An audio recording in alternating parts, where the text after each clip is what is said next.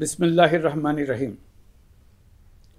প্রিয় দেশবাসী, শিশু, কিশোর কিশোরী, তরুণ তরুণী, ছাত্রছাত্রী, বয়স্ক, বৃদ্ধ, নারী পুরুষ সবাইকে আমার সালাম জানাচ্ছি।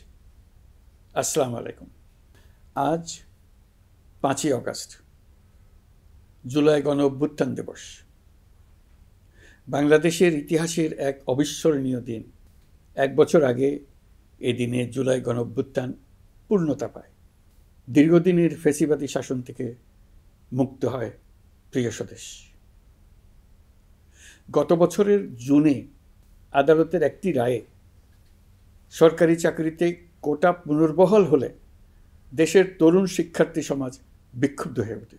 তাদের এই ক্ষোভ দাবানলে পরিণত হয় স্বৈরাচারের তুচ্ছতাচ্ছিল্যে, দমন পীড়নে, নির্বিচারে গুলিবর্ষণ, নির্মম হত্যাযজ্ঞের কারণে। স্বৈরাচারী শাসকের নির্দেশে পরিচালিত হত্যাযজ্ঞের সামনে নির্ভীক চিত্তে দাঁড়িয়েছিল এদেশের ছাত্র, শ্রমিক, জনতা। তাদের সম্মুখভাগে ছিলেন আমাদের অদম্য নারীরা। দেশকে স্বৈরাচার মুক্ত করতে অকাতরে জীবন উৎসর্গ করেছেন তাঁরা। আজকের দিনে আমি জাতির সূর্য সন্তান জুলাই শহীদদের গভীর শ্রদ্ধার সঙ্গে স্মরণ করছি। জুলাইয়ে যারা আহত হয়েছেন, চিরতরে পঙ্গু হয়েছেন, দৃষ্টি হারিয়েছেন, জাতির পক্ষ থেকে আমি তাদের প্রতি শ্রদ্ধা ও কৃতজ্ঞতা জানাচ্ছি। প্রিয় দেশবাসী, গত 1 বছরে আমরা অনেক সংকট ও সম্ভাবনার মধ্য দিয়ে পার করেছি। অনেক ঘটনা, দুর্ঘটনা আমাদের গভীরভাবে বেদনাহত করেছে। সর্বশেষ মাইলস্টোন কলেজে বিমান বিধ্বস্ত হয়ে ঝরে গেছে আমাদের কোমলমতি শিশুসহ বেশ কিছু মানুষের প্রাণ। আগুনে পুড়ে আহত হয়েছেন অনেকেই। এই ঘটনা আমাদের সবাইকে শোকস্তব্ধ করে দিয়েছে। এই দুর্ঘটনায় নিহতদের আত্মার শান্তি কামনা করছি। যারা এখনো হাসপাতালে চিকিৎসাধীন, তাদের দ্রুত আরোগ্য কামনা করছি। এই ভয়াবহ দুর্ঘটনার পর সিঙ্গাপুর, চীন, ভারত সহ কয়েকটি দেশের যে সকল চিকিৎসক এবং নার্স আহতদের সেবায় অক্লান্ত পরিশ্রম করেছেন, তাদের প্রতি কৃতজ্ঞতা জানাচ্ছি। যারা রক্ত দিয়ে আহতদের পাশে দাঁড়িয়েছেন, কৃতজ্ঞতা জানাচ্ছি তাদের প্রতিও।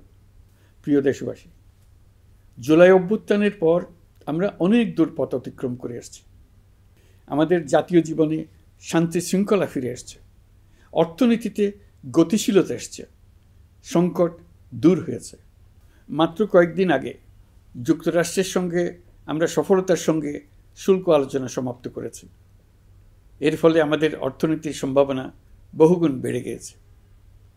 যখন 1 বছর আগে আমাদের অন্তর্বর্তীকালীন সরকার 16 বছর ব্যাপী একটানা ধ্বংসযজ্ঞ এবং লুটপাটে বিধ্বস্ত এক অর্থনীতির দায়িত্ব নিয়েছিলাম, তখন কারোরই মনে হচ্ছিল না এই বিধ্বস্ত অর্থনীতিকে আবার সহজে চালু করা যাবে। মাত্র 1 বছরের মধ্যে আমরা এতদূর রাস্তা অতিক্রম করতে পারবো, এটা চিন্তাই করা যায়নি। অর্থনীতি ঘুরে দাঁড়িয়েছে, এখন দ্রুত গতিতে এগিয়ে যাবার পালা। আমরা এখন অন্তর্বর্তী সরকার থেকে একটি নির্বাচিত সরকারের হাতে রাষ্ট্র পরিচালনার দায়িত্ব তুলে দেওয়ার দিকে অগ্রসর হচ্ছি।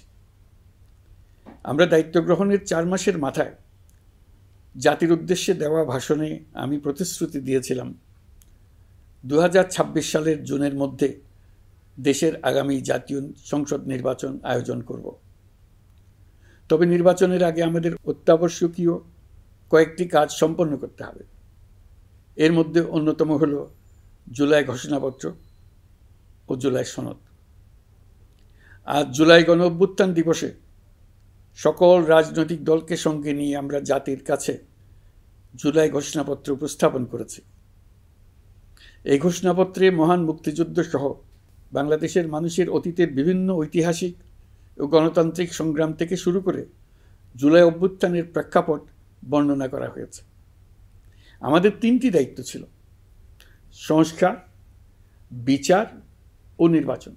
জুলাই অভ্যুত্থানের ছাত্র, শ্রমিক, জনতা দেয়ালে দেয়ালে যে প্রত্যাশার কথা লিখে রেখেছিল, তার অন্যতম ফোকাস ছিল রাষ্ট্র ব্যবস্থার গণতান্ত্রিক সংস্কার।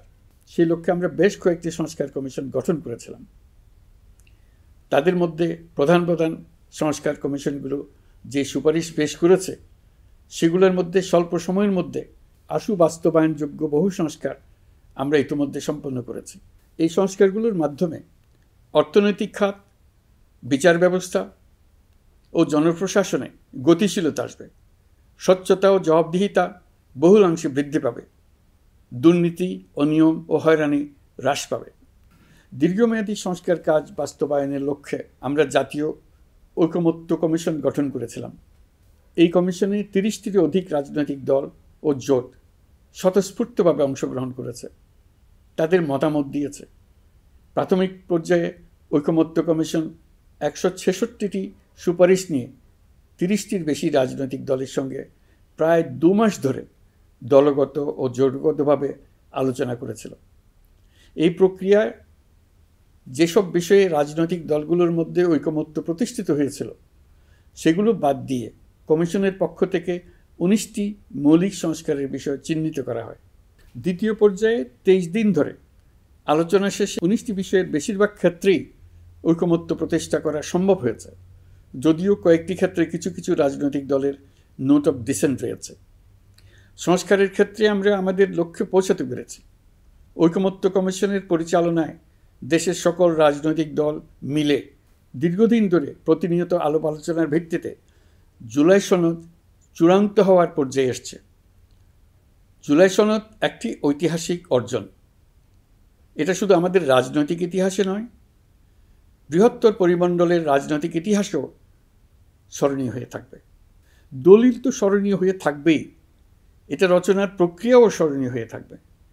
এই দলিল প্রণয়নের জন্য আমি সকল রাজনৈতিক দলের নেতৃবৃন্দকে এবং ঐকমত্য কমিশনের সদস্যবৃন্দকে, বিশেষ করে এই উদ্যোগের নেতৃত্বদানকারী প্রফেসর আলী রিয়াজকে জাতির পক্ষ থেকে অশেষ কৃতজ্ঞতা ও ধন্যবাদ জানাচ্ছি। রাজনৈতিক দলের প্রতিনিধিরা অত্যন্ত সৌহার্দ্যপূর্ণ পরিবেশে আলোচনায় অংশ নিয়েছেন। মতপার্থক্য থাকা সত্ত্বেও সকল রাজনৈতিক দলের মধ্যে ঐকমত্য তৈরির চেষ্টা ছিল। আমরা আশা করছি এই ঐকমত্যের ভিত্তিতে অচিরে রাজনৈতিক দলগুলি জুলাই সনদে স্বাক্ষর করবে এবং এর বাস্তবায়নেও ঐকমত্যে পৌঁছাবে। জুলাই সনদ বাংলাদেশে সুষ্ঠুভাবে ক্ষমতা হস্তান্তর, জবাবদিহিমূলক রাষ্ট্রীয় প্রতিষ্ঠানগুলোর স্বাধীনতা ও সক্ষমতা, নাগরিক অধিকারের সত্যিকারের বাস্তবায়ন, রাষ্ট্রীয় সম্পদ ও সামর্থ্যের ব্যবস্থাপনা নিশ্চিত করবে। আমাদেরকে নিশ্চিত করতে হবে ভবিষ্যতের কোনো সরকারই যেন আর ফ্যাসিস্ট হয়ে উঠতে না পারে।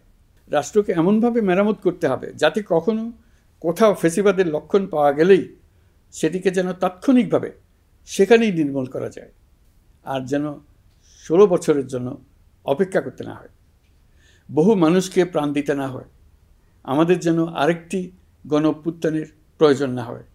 জুলাই আগস্টের মানবতা বিরোধী অপরাধ মামলায় বিচার কাজ দৃঢ়ভাবে এগিয়ে চলেছে। বিচারের আনুষ্ঠানিক শুনানি পর্বও শুরু হয়েছে। ইতিহাসের নির্মম হত্যাযজ্ঞে যারা জড়িত তাদের বিচার এদেশের মাটিতে হবেই। বিচার প্রক্রিয়া ও এর ফলাফল ক্রমান্বয়ে মানুষের কাছে প্রকাশিত হতে থাকবে। বিচারের পুরো প্রক্রিয়া দেশবাসীর কাছে স্বচ্ছ ও দৃশ্যমান রাখা হচ্ছে। এবার আমাদের সর্বশেষ দায়িত্ব পালনের পালা, নির্বাচন অনুষ্ঠান। আজ এই মহান দিবসে আপনাদের সামনে এই বক্তব্য রাখার পর থেকেই আমরা আমাদের সর্বশেষ এবং সবচেয়ে গুরুত্বপূর্ণ অধ্যায়ে প্রবেশ করব। আমরা এবার একটা নির্বাচিত সরকারের কাছে দায়িত্ব হস্তান্তরের প্রক্রিয়া শুরু করব। অন্তর্বর্তী সরকারের পক্ষ থেকে আমি প্রধান নির্বাচন কমিশনারের কাছে চিঠি পাঠাব যেন নির্বাচন কমিশন আগামী রমজানের আগে 2026 সালের ফেব্রুয়ারি মাসে জাতীয় নির্বাচন অনুষ্ঠানের আয়োজন করেন। আপনারা সকলেই দোয়া করবেন যেন সুন্দরভাবে নির্বাচন অনুষ্ঠান করে এদেশের সকল নাগরিক একটি নতুন বাংলাদেশ গড়ার কাজে সফলভাবে এগিয়ে যেতে পারে। আমরা সরকারের পক্ষ থেকে এই নির্বাচন যাতে সুষ্ঠু, শান্তিপূর্ণ এবং উৎসবমুখরভাবে সম্পন্ন করা যায় সেজন্য সকল প্রকার সাহায্য সহযোগিতা প্রদান করব। এবারের নির্বাচন যেন আনন্দ উৎসবের দিক থেকে, শান্তি শৃঙ্খলার দিক থেকে, ভোটার উপস্থিতির দিক থেকে সৌহার্দ্য ও আন্তরিকতার দিক থেকে দেশের ইতিহাসে স্মরণীয় হয়ে থাকে।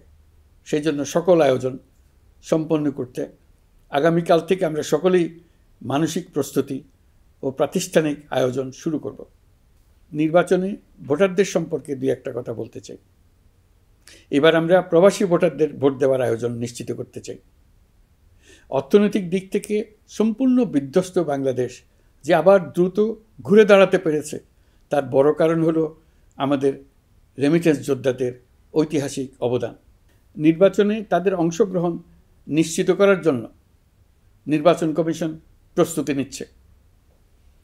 নারী ভোটাররা যেন দেশের সর্বত্র নির্দ্বিধায় আনন্দোৎসাহ সহকারে তাদের ভোট দিতে পারে, এটা নিশ্চিত করতে চাই। এবার যেন কেন্দ্রে কেন্দ্রে নারী ভোটারদের ঢল নামে, আমরা সেই লক্ষ্যে সমস্ত ব্যবস্থা গ্রহণ করব। দেশের মানুষের ভোটাধিকার কেড়ে নেবার কারণে গত 15 বছর ধরে নাগরিকবৃন্দ ভোট দিতে পারেনি। এবারের নির্বাচনে আমরা আমাদের বকেয়া আনন্দসহ মহা আনন্দে ভোট দিতে চাই। এবারের নির্বাচনে জীবনে প্রথমবার ভোট দিতে যাবে এরকম ভোটাররা নানা উৎসবের মধ্য দিয়ে ভোট কেন্দ্রে যাবে, তাদের এই দিনটি স্মরণীয় করে রাখার জন্য। এর মধ্যে নতুন নারী ভোটার থাকবে, নতুন পুরুষ ভোটার থাকবে।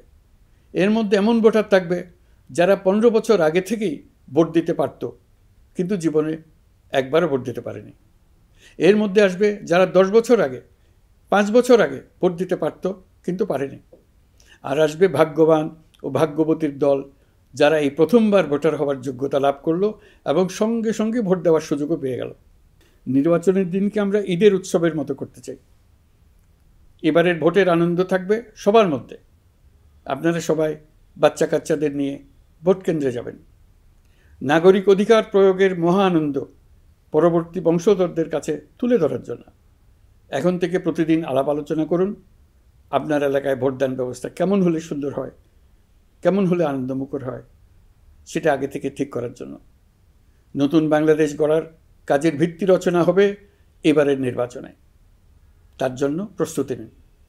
প্রিয় দেশবাসী, দেশের ইতিহাসে এখন পর্যন্ত যতগুলো বড় সংঘাত, সহিংসতার ঘটনা ঘটেছে, তার সবগুলোর নেপথ্য কারণ ছিল ত্রুটিপূর্ণ নির্বাচন। ত্রুটিপূর্ণ নির্বাচনের মধ্য দিয়ে কোনো দল যদি গায়ের জোরে নির্বাচিত হয়ে ক্ষমতায় আসে, তার চূড়ান্ত পরিণতি কী তার জুলাই অভ্যুত্থান আমাদের দেখিয়ে দিয়েছে। আমরা ইতিহাসের কলঙ্কিত কোনো অধ্যায়ের পুনরাবৃত্তি আর করতে চাই না। আপনারা প্রত্যেকেই অবগত আছেন, একটা গোষ্ঠী নির্বাচনকে বাধাগ্রস্ত করার জন্য উন্মুখ হয়ে আছে। তারা দেশের গণতান্ত্রিক অগ্রযাত্রাকে ব্যাহত করতে দেশের বাইরে বসে ভেতরে থেকে নানা অপচেষ্টায় লিপ্ত রয়েছে। আমাদেরকে অবশ্যই খেয়াল রাখতে হবে তারা যেন নির্বাচনকে সংঘাতময় করে তোলার কোনো রকমের সুযোগ না পায়। মাথায় রাখবেন, পরাজিত শক্তি নির্বাচনের আগ পর্যন্ত বারবার মাথাচাড়া দিয়ে ওঠার চেষ্টা করবে, কিন্তু একটি অবাধ, সুষ্ঠু, নিরপেক্ষ নির্বাচন সফলভাবে আয়োজন করা গেলে অপশক্তির পরাজয় চূড়ান্ত হবে। নির্বাচন সংক্রান্ত বিষয়ে প্রতিনিয়ত পরামর্শ নেওয়ার জন্য আমরা প্রযুক্তির সাহায্য নেব। এই জন্য একটি অ্যাপ তৈরির উদ্যোগ নিচ্ছি। দ্রুত এই অ্যাপটি চালু হবে। আপনারা আপনাদের সকল পরামর্শ, সকল মতামত, সকল আশঙ্কা এবং উদ্যোগের কথা এই অ্যাপের মাধ্যমে আমাদেরকে জানাবেন। আমরা তা যথাযথ কর্তৃপক্ষকে জানিয়ে দেব, সমস্যা সমাধানের জন্য ব্যবস্থা নেব। রাজনৈতিক দলগুলোর প্রতি আমার আহ্বান থাকবে, আপনাদের নির্বাচনী ইশতেহারে, আপনাদের প্রতিশ্রুতি, প্রতিজ্ঞা, পরিকল্পনায় কোনো কিছুতেই যেন তরুণরা বাদ না পড়ে, নারীরা বাদ না পড়ে। মনে রাখবেন, যে তরুণ তরুণীরা বাংলাদেশকে বদলে দিয়েছে, তারা বিশ্বকেও বদলে দেওয়ার ক্ষমতা রাখে। আপনার দল থেকে তাদেরকে সেই সুযোগ দেওয়ার উদ্যোগ নেন। আগামী নির্বাচনে সবাই নিরাপদে যার যার পছন্দের প্রার্থীকে ভোট দেবে, এটা নিয়ে কারো কোনো আপত্তির সুযোগ রাখা যাবে না। আমরা সবাই সবার পছন্দের প্রতি সম্মান দেখাবো, এটাই হোক আমাদের প্রতিজ্ঞা। প্রিয় দেশবাসী, আপনারা জানেন, সরকার দায়িত্ব গ্রহণের পরপরই দেশের দক্ষিণ ও উত্তরাঞ্চলে যে ভয়াবহ বন্যা পরিস্থিতি তৈরি হয়েছিল, তা ফসল উৎপাদনে ব্যাপক ক্ষতি সাধন করেছে। এর ফলে নিত্য প্রয়োজনীয় পণ্যের মূল্যবৃদ্ধির আশঙ্কা হয়েছিল। তবে সংশ্লিষ্ট প্রতিষ্ঠান ও কর্তৃপক্ষের যথাযথ পদক্ষেপ, নজরদারি ও ও মধ্যস্বত্বভোগীদের দৌরাত্ম্য কমানোর ফলে এটি এড়ানো গেছে। বিশেষ করে এবছরের পবিত্র মাহে রমজান মাস থেকে শুরু করে এখন পর্যন্ত বাজার পরিস্থিতি স্থিতিশীল রয়েছে। মূল্যস্ফীতির নিয়ন্ত্রণ ছিল আমাদের জন্য সবচেয়ে বড় চ্যালেঞ্জ। ভঙ্গুর অর্থনীতি ও বন্যার কারণে খাদ্য মূল্যস্ফীতি হয়েছিল প্রায় 14%। এখন সেটা অর্ধেকে নেমে আসছে। আমরা আশা করছি ডিসেম্বরের মধ্যে এটা 6% নেমে আসবে। এই জুন মাসে দেশের সার্বিক মূল্যস্ফীতি কমে 8.48% হয়েছে, যা বিগত 35 মাসের মধ্যে সর্বনিম্ন। এই নিয়ে 4 মাস ধরে সার্বিক মূল্যস্ফীতি ক্রমান্বয়ে কমেছে। বর্তমান অন্তর্বর্তীকালীন সরকারের প্রতি প্রবাসীদের অসীম আস্থার ফলে মুদ্রাবাজারেও স্থিতিশীলতা ফিরে এসছে। গত অর্থবছরে ব্যাংকিং চ্যানেলে রেকর্ড $3033 কোটি প্রবাসী আয় দেশে এসছে। রপ্তানি আয়ে প্রায় 9% প্রবৃদ্ধি হয়েছে। এর ফলে টাকা শক্তিশালী হয়েছে। অনেক বছর পর ডলারের বিপরীতে টাকার মান বাড়ছে।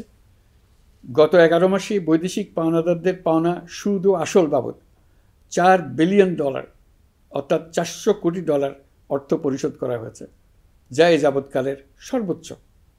আগের বকেয়া আদায় পরিশোধের পরও বৈদেশিক মুদ্রার রিজার্ভ বাড়ছে। আগামীতে এই ধারা বজায় থাকবে বলে আমরা আশা করি। বিদেশি বিনিয়োগ বৃদ্ধিতে বিভিন্ন উদ্যোগ নেওয়ার ফলে এই বছরের প্রথম 3 মাসে বিদেশি বিনিয়োগ এসছে $10,500 কোটি। গত বছরের একই সময়ের তুলনায় এটা দ্বিগুণেরও বেশি। আর অক্টোবর থেকে হিসাব করলে 6 মাসে ফরেন ডাইরেক্ট ইনভেস্টমেন্ট এসছে $16,500 কোটি, যা গত সরকারের আমলের শেষ 6 মাসের তুলনায় দ্বিগুণ। কর্মসংস্থান সৃষ্টি অন্তর্বর্তীকালীন সরকারের অন্যতম বড় লক্ষ্য। সম্প্রতি হংকং ভিত্তিক শিল্পগোষ্ঠী হান্ডা বাংলাদেশের বস্ত্র ও তৈরি পোশাক খাতে $250 মিলিয়ন বিনিয়োগের প্রতিশ্রুতি নিয়ে এসছে, যা এই খাতে চীনা কোনো কোম্পানির একক সর্বোচ্চ বিনিয়োগ। তাদের এই বিনিয়োগের ফলে 25,000 লোকের কর্মসংস্থান হবে। আমরা দৃঢ়ভাবে বিশ্বাস করি হান্ডার এই বিনিয়োগ আরও চীনা কোম্পানিকে এই দেশে বিনিয়োগের জন্য উৎসাহিত করবে। এর মাধ্যমে আমাদের তরুণ তরুণীদের কর্মসংস্থানের পথ খুলবে। গত 16 বছরে দেশ থেকে যে বিপুল পরিমাণ অর্থ পাচার হয়ে গিয়েছে, আমরা সেটা ফিরিয়ে আনার উদ্যোগ নিয়েছি। এই দীর্ঘ আইনি প্রক্রিয়ার জন্য সরকার নামকরা বিদেশি আইনি প্রতিষ্ঠানকে নিয়োগ দিয়েছে। যথাযথ আইনি পদক্ষেপের ফলে বিশ্বের বিভিন্ন দেশে ফেসিবাদী দুর্বৃত্তরা যে অর্থ সম্পদের পাহাড় গড়েছে তার কিছু কিছু ইতিমধ্যে জব্দ হয়েছে। এই কার্যক্রম সঠিকভাবে চালিয়ে যেতে পারলে অল্প সময়ের মধ্যে আরও কিছু ইতিবাচক ফলাফল পাওয়া যাবে বলে আমি বিশ্বাস করি। দেশের ভেঙে পড়া অর্থনীতিকে মজবুত করতে হলে আমাদের চিন্তায় মৌলিক পরিবর্তন আনতে হবে। আমি বরাবরই বলে এসেছি, এদেশের নদী ও বিশাল সমুদ্র আমাদের মূল্যবান সম্পদ। আমরা এই সম্পদকে কাজে লাগিয়ে সমান্তরালভাবে পানিভিত্তিক অর্থনীতি গড়ে তুলতে চাই। আমরা প্রায় ভুলে যাই যে বঙ্গোপসাগরের একটা অংশও আমাদের দেশ। এর পরিমাণ আমাদের মোট জমির পরিমাণের চাইতে বেশি। আমরা প্রায় সবসময় জমিভিত্তিক আমাদের অর্ধেক দেশ নিয়ে মাথা ঘামাই, বাকি পানিভিত্তিক অর্ধেক দেশকে হিসাবেই ধরি না, কারণ আমরা ওই অংশে বসবাস করি না। আমরা তো হাওর বাওরেও বসবাস করি না, তাই বলে তো তাকে হিসাবের বাইরে রাখেন। এখন থেকে আমাদের অংশের বঙ্গোপসাগরকে আমরা আমাদের দেশের মূল্যবান অংশ, এই কথা সবসময় মাথায় রেখে অগ্রসর হব। এই অংশের পানির উপর দিয়ে দেশ বিদেশের সঙ্গে আমরা বাণিজ্য করব। তার মাধ্যমে আমরা পুরো পৃথিবীকে আমাদের প্রতিবেশী বানাবো। এই পানির মধ্যে আছে অফুরন্ত সম্পদ, মৎস্য সম্পদ, যা প্রতি বছর ফসল দেয়। এই পানির নিচে আছে অফুরন্ত গ্যাস। এর সব কিছুকে নিয়েই প্রতিনিয়ত আমাদের চিন্তাভাবনাকে চালিত করতে হবে।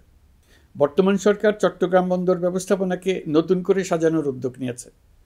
সরকার সম্প্রতি বাংলাদেশ নৌবাহিনী পরিচালিত ড্রাই ডক লিমিটেডকে নিউ মেরিন টার্মিনাল কন্টেইনার হ্যান্ডলিংয়ের দায়িত্ব দিয়েছে। তারা কাজ শুরু করা মাত্রই কিছু ইতিবাচক পরিবর্তন এসছে। প্রথম 2 সপ্তাহে দেখা গেছে আগের তুলনায় প্রতিদিন গড়ে 225টি বেশি কন্টেইনার হ্যান্ডলিং হচ্ছে। এই বন্দরকে আধুনিকভাবে গড়ে তোলা গেলে তা শুধু বাংলাদেশের অর্থনীতিতেই ভূমিকা রাখবে না, নেপাল, ভুটান সহ পার্শ্ববর্তী অঞ্চলের অর্থনীতিতে ইতিবাচক ভূমিকা রাখতে সক্ষম হবে। বিনিময়ে তারাও উপকৃত হবে, আমরাও উপকৃত হব। আমাদের উপকূল অঞ্চল অফুরন্ত সম্ভাবনার আধার। কুমিরা থেকে টেকনাফ পর্যন্ত নানা বন্দরের কর্মচাঞ্চল্যে সমগ্র উপকূল অঞ্চলকে দক্ষিণ এশিয়ার একটি গুরুত্বপূর্ণ অর্থনৈতিক প্রাণকেন্দ্র হিসেবে প্রতিষ্ঠা করবে। এই পুরো অঞ্চলে অনেকগুলো শিল্পাঞ্চল গড়ে উঠবে শুধু সমুদ্রের সান্নিধ্য এবং তার ব্যবহারের দক্ষতার কারণে। সমুদ্র উপকূলীয় অঞ্চলের সম্পদ ও পরিবেশের টেকসই ব্যবহার নিশ্চিত করতে আমাদের বন্ধু দেশগুলোর সঙ্গে আলোচনা শুরু করেছি। তারা উৎসাহ সহকারে সাড়া দিয়েছেন। গভীর সমুদ্রকে আমরা এখনও আমাদের কল্যাণে কাজে লাগাতে পারিনি। একে কেন্দ্র করে আমরা মাছ পালন, আহরণ ও প্রক্রিয়াজাতকরণের শিল্প গড়ে তুলতে কাজ শুরু করেছি। এতে করে লক্ষ লক্ষ মানুষের কর্মসংস্থান হবে, আমাদের অর্থনীতি নতুন শক্তিতে বলীয়ান হবে। প্রিয় দেশবাসী, প্রবাসী বাংলাদেশিদের জন্য ভিসা সংক্রান্ত জটিলতা দূর করতে আমরা গভীরভাবে কাজ করে যাচ্ছি। বাংলাদেশি নাগরিকদের জন্য আরব আমিরাত পুনরায় ভিসা চালু করেছে। মালয়েশিয়া কর্তৃপক্ষ বাংলাদেশি কর্মীদের জন্য প্রথমবারের মতো মাল্টিপল এন্ট্রি ভিসা চালু করেছে। অন্যান্য দেশের সঙ্গেও ভিসা জটিলতা কীভাবে কমিয়ে আনা যায় এ নিয়ে আমরা কাজ করে যাচ্ছি। আগামী 5 বছরে জাপানে অন্তত 1 লক্ষ বাংলাদেশি তরুণদের পাঠানোর প্রস্তুতি শুরু করেছে। তরুণদের সেখানে পাঠানোর জন্য বিশেষ প্রশিক্ষণ, অন্যান্য ব্যবস্থাও আমরা নিতে শুরু করেছি। এর পাশাপাশি আমরা ইতালি, দক্ষিণ কোরিয়া, সার্বিয়া সহ বিভিন্ন দেশে দক্ষ কর্মীদের পাঠানোর উদ্যোগ নিয়েছি। সৌদি আরব, জর্ডান, ওমান সহ বিভিন্ন দেশে নথিপত্রের কারণে যে প্রবাসীরা ইরেগুলার হয়ে গিয়েছিলেন তাদেরকে রেগুলারাইজ করার জন্য ব্যবস্থা নিয়েছে। আমরা বিভিন্ন দেশের সঙ্গে বিদ্যমান চুক্তিগুলোকে পর্যালোচনা করে দেখছি যাতে আমাদের প্রবাসী ভাই বোনদের জন্য সেগুলো স্বস্তিদায়ক হয়। দেশে এবং দেশের বাইরে বাংলাদেশের নাগরিকরা যে যেখানে অবস্থান করছে তারা যাতে সব ধরনের নাগরিক সুবিধা পান, আমরা সেই বিষয়ে উদ্যোগ নিয়েছি। চলতি বছর আমাদের নানা উদ্যোগের ফলে প্রায় 87,000 বাংলাদেশি সুষ্ঠুভাবে হজ পালন করতে পেরেছেন। হজের ব্যয়ও অন্যান্য বছরের তুলনায় আমরা কমিয়ে আনতে পেরেছি। হাজিরা যাতে নির্বিঘ্নে হজ সম্পন্ন করতে পারে সেজন্য লাব্বায়েক নামে অ্যাপ চালু করেছে, যার মাধ্যমে ঘরে বসেই হাজিদের আত্মীয় স্বজন, পরিবার পরিজন তাদের অবস্থান প্রতি মুহূর্তে জানতে পেরেছেন। এই বছর দক্ষিণ এশিয়ার অন্যান্য দেশগুলোতেও আমাদের হজ ব্যবস্থাপনা প্রশংসিত হয়েছে। আগামী বছরের হজ ব্যবস্থাপনা যেন আরও নির্বিঘ্নে সম্পন্ন করা যায় সেজন্য মন্ত্রণালয় এখন থেকেই প্রস্তুতি নিতে শুরু করেছে।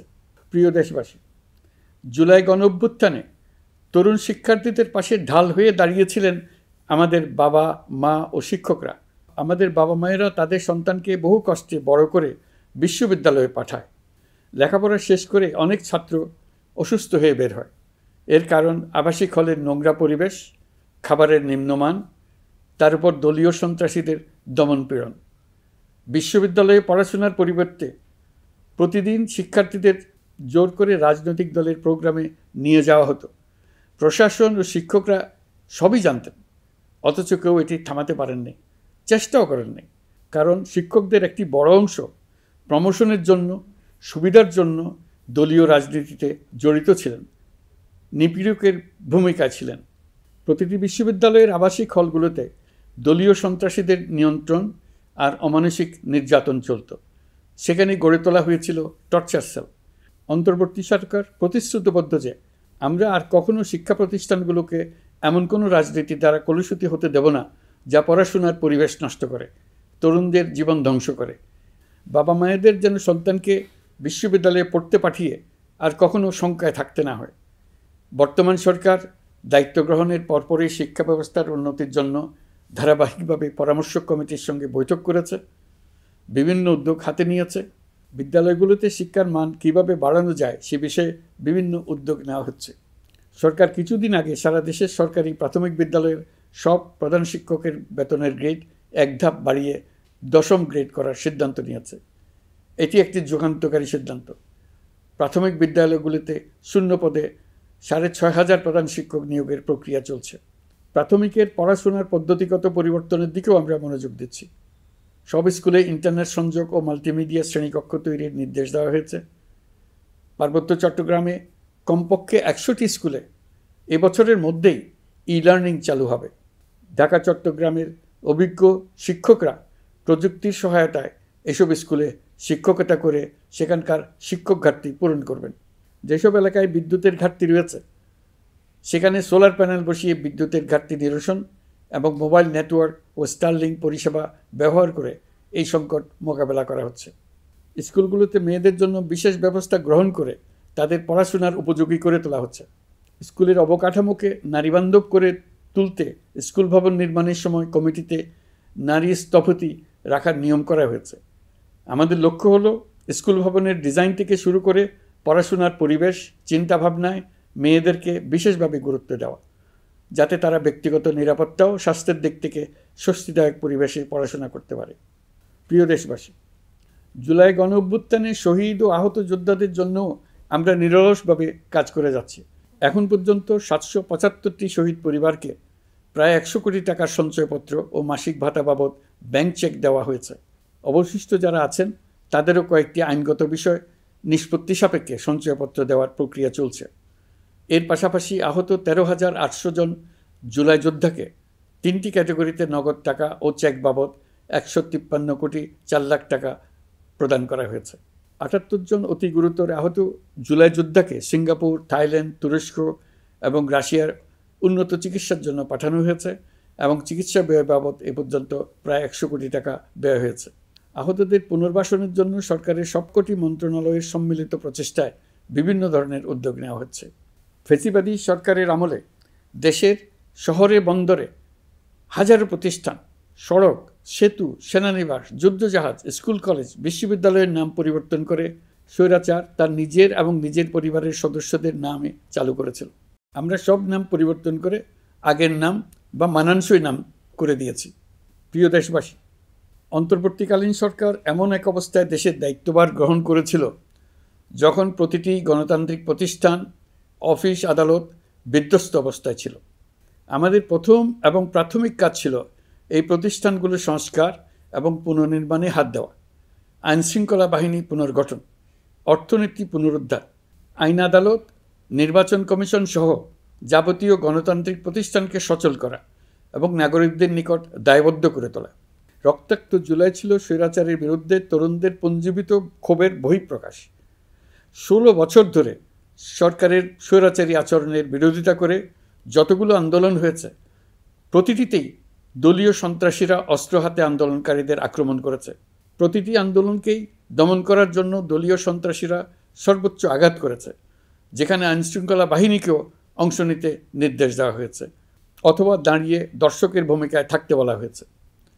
একটি স্বাধীন বিচার বিভাগের জন্য অন্তর্বর্তী সরকার সংস্কার কাজ হাতে নিয়েছে। বিচার বিভাগীয় সংস্কার কমিশনের প্রস্তাবনা অনুযায়ী সুপ্রিম কোর্ট বিচারক নিয়োগ সহ যে সকল কাজ এই সরকার স্বল্প সময়ের মধ্যে করে যেতে পারবে, সে সকল কাজের অধিকাংশ ইতিমধ্যে সম্পন্ন করা হয়ে গেছে। বাকি কাজ চলমান রয়েছে। স্বৈরাচার আমলে দলীয় বাহিনীতে পরিণত হওয়া ভঙ্গুর আইনশৃঙ্খলা বাহিনীকে নতুন করে গড়ে তোলার জন্য আমরা সর্বোচ্চ ব্যবস্থা নিয়েছি। আইনশৃঙ্খলা বাহিনী দ্বারা কোনো মানবাধিকার লঙ্ঘন যাতে না ঘটে, সেই জন্য পুলিশ সদর দপ্তরে একটি সেল কার্যকর করা হয়েছে, যেখানে মানবাধিকার সহ পুলিশ সদস্যদের মাধ্যমে সংগঠিত যে কোনো অপরাধের বিষয়ে অভিযোগ করা যায়। এই সমস্ত সেল অন্যান্য আইন প্রয়োগকারী সংস্থার প্রধান কার্যালয়ও স্থাপন করা হচ্ছে। আসামিদের জিজ্ঞাসাবাদ হবে স্বচ্ছ কাচের ঘরে। হাজতখানায় বন্দীদের মানবিক সেবা নিশ্চিত করা হবে। অভিযান পরিচালনার সময় পুলিশ যেন জিপিএস ট্র্যাকিং সিস্টেম ডিভাইস সহ বডি ক্যামেরা পরিধান করেন তা নিশ্চিত করা হবে। পুলিশ যেন আর কখনোই কোনো আন্দোলন দমনে প্রাণঘাতী অস্ত্র ব্যবহার করতে না পারে, সেই ব্যবস্থা নেওয়া হয়েছে। বেআইনি সমাবেশে বল প্রয়োগের ক্ষেত্রে জাতিসংঘের স্বীকৃত 5টি ধাপ অনুযায়ী পুলিশ সদস্যদের প্রশিক্ষণ দেওয়া হচ্ছে। সব মিলিয়ে স্বরাষ্ট্র মন্ত্রণালয়ের পুলিশ সংস্কার কমিশনের প্রস্তাব অনুযায়ী 16টি সংস্কার কাজ সম্পন্ন হয়েছে। আরও 43টি সংস্কার কাজ সমাপ্ত হওয়ার পথে। দেওয়ানি আইন, নারী ও শিশু নির্যাতন দমন আইন সহ বিভিন্ন আইনগত সংস্কার সম্পন্ন হয়েছে। সম্প্রতি সরকার ফৌজদারি কার্যবিধি সংশোধন অধ্যাদেশ 2025 অনুমোদন করেছে। এর ফলে এখন থেকে কোনো ব্যক্তিকে আটকের পর 12 ঘন্টার মধ্যে যত দ্রুত সম্ভব পরিবারকে জানাতে হবে। আটককৃত ব্যক্তিকে আইনজীবীর সঙ্গে সাক্ষাতের সুযোগ দিতে হবে। গ্রেপ্তারকৃত ব্যক্তি রিমান্ডের পর অসুস্থ বা আহত হলে তাকে ডাক্তার কর্তৃক পরীক্ষা করতে হবে এবং আঘাতের কারণ নিশ্চিত হতে হবে। তার প্রয়োজনীয় চিকিৎসা দিতে হবে। এক্ষেত্রে পুলিশের দায় থাকলে আইনি ব্যবস্থা নেওয়ার বিধান যুক্ত করা হয়েছে। এই আইনের ফলে গ্রেফতার ও আটক নিয়ে মানুষের হয়রানি অনেক কমে আসবে, পুলিশের জবাবদিহিতা বাড়বে এবং বিচারের কাজ দ্রুততর হবে। পুলিশ সংস্কার কমিশনের সুপারিশ ছিল কোনো ব্যক্তি থানায় জিডি করতে গেলে অবশ্যই তা গ্রহণ করতে হবে।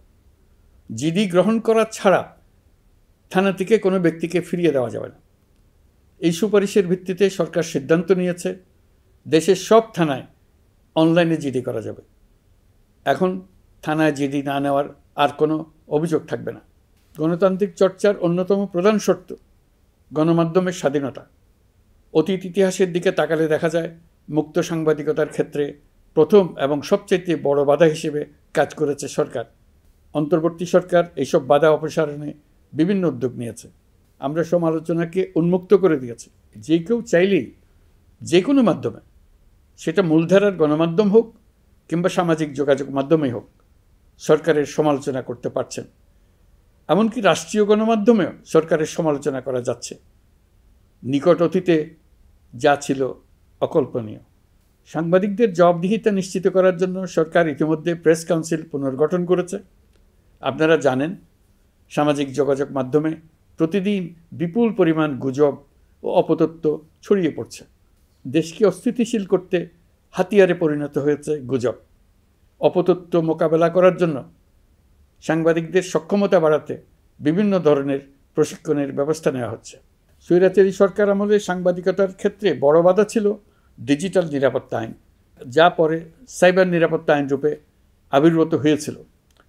আমরা এই আইনটি বাতিল করেছি। এই আইনের অধীনে সাংবাদিকদের বিরুদ্ধে করা সব মামলা বাতিল করা হয়েছে। সংবাদ মাধ্যমের স্বাধীনতা নিশ্চিতকরণে এটি একটি বড় অগ্রগতি। নতুন যে আইন প্রণীত হয়েছে তাতে আগের আইনের নিবর্তনমূলক 9টি ধারা বাদ দেওয়া হয়েছে। আগের আইনের আওতায় করা 95% মামলায় এসব ধারায়। আমরা বিশ্বাস করি নতুন আইন প্রণয়নের পর সাংবাদিকদের আইনি হয়রানি বন্ধ হবে। গত বছর মানুষের প্রতিবাদকে স্তব্ধ করে দিতে ফ্যাসিবাদী সরকার ইন্টারনেট বন্ধ করে দিয়েছিল, যাতে গোপনে তারা দমন নিপীড়ন হত্যাকাণ্ড চালাতে পারে। অন্তর্বর্তী সরকার সাইবার সুরক্ষা আইন সংশোধন করে নতুন অধ্যাদেশে প্রথমবারের মতো ইন্টারনেটকে মৌলিক অধিকার হিসেবে অন্তর্ভুক্ত করেছে। সম্প্রতি আন্তর্জাতিক bandwidth real time internet traffic পরিবহনে 4 টেরাবাইট সেকেন্ডের মাইলফলক অতিক্রম করেছে বাংলাদেশ সাবমেরিন কেবলস পিএলসি। বাংলাদেশে ইন্টারনেট সেবার মান ভালো করতে সরকারের পক্ষ থেকে সর্বোচ্চ উদ্যোগ নেওয়া হয়েছে। প্রিয় দেশবাসী, আপনাদের আহ্বানে একটি ঐতিহাসিক সন্ধিক্ষণে আমরা দায়িত্বভার গ্রহণ করেছিলাম। জুলাই অভ্যুত্থানে সৃষ্ট নতুন বাংলাদেশের যে অভূতপূর্ব সম্ভাবনা জাগ্রত হয়েছে, তাকে এগিয়ে নিতে আপনারা আমাদেরকে দায়িত্ব দিয়েছিলেন। গত 12 মাস ধরে আপনাদের সবাইকে সাথে নিয়ে জুলাইয়ের দাবি পূরণের চেষ্টা করে যাচ্ছি। আসুন আজ জুলাই গণ অভ্যুত্থান দিবসে প্রতিজ্ঞাবদ্ধ হই এই জাতিকে আমরা আর কখনো বিভক্ত হতে দেব না। আমরা সকল নাগরিকের প্রতি মর্যাদাশীল থাকব, তিনি যেই পরিচয়েরই হন না কেন। আমরা দৈনন্দিন জীবনে নানা ঘাত প্রতিঘাতে সাময়িকভাবে যদি পথভ্রষ্ট হয়েও পড়ি, প্রতি বছর জুলাই আমাদেরকে নতুন করে ঐক্যবদ্ধ হতে শক্তি যোগাবে। জুলাই তরুণদের উসিলায় জাতির আত্ম আবিষ্কারের মাস, ভুলভ্রান্তি শুধরে নেবার মাস, গর্তে পড়ে যাওয়ার প্রবণতা থেকে নিজেদেরকে রক্ষা করার মাস।